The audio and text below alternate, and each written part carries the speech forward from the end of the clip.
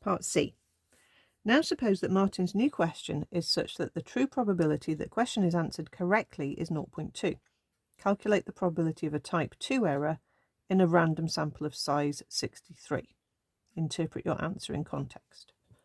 Okay, another tricky one. So let's write down what our error types are first. So a type 1, let's just write both of them down. That's where you reject H0, but it was true. And type 2 is when you do not reject H0, but it was actually false. So we're thinking about this second option. Okay, and that makes sense because, yes, it was false because the probability is now below a third. So in order to work out a type 2 error, we need to work out the probability that we don't reject H0. And we don't reject H0 if we don't fall in the critical region. So what we actually have to do to begin with in this question, after we've thought about all of that, is figure out what was the critical region for the previous question. So the critical region for x being binomial 63 1/3 is, and to do that we've actually got to work out some probabilities. Now we already knew that the probability x was less than or equal to 15 was 0.06 something, 0.0679. Now that's just slightly above the 5% level.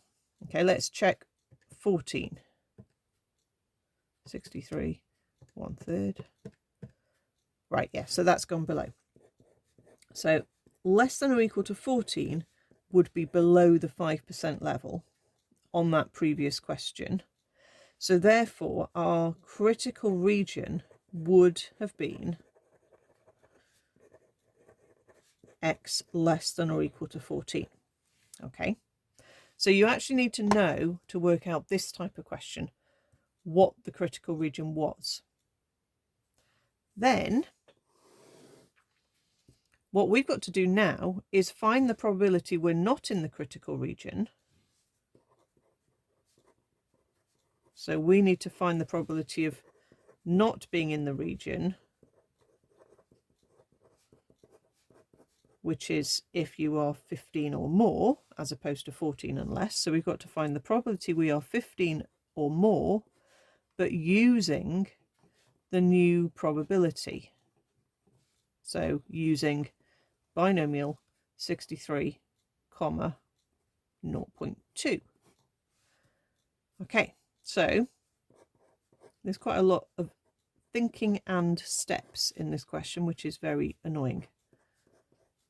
You've got to work out the chance you're not in the critical region, and that's a greater than or equal to. So we, again, like the previous question, we've got to turn it around and do a less than or equal to. So we're still using BCD. We are doing the probability we're less than or equal to 14, but I need to change that to 0.2.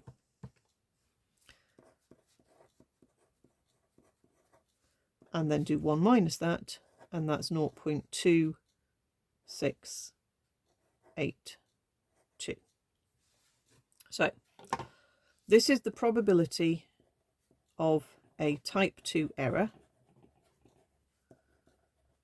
Interpret the answer in context. There's quite a few things you could say here, but I will say that this means there is a 27%, because I'm just rounding up, a 27% chance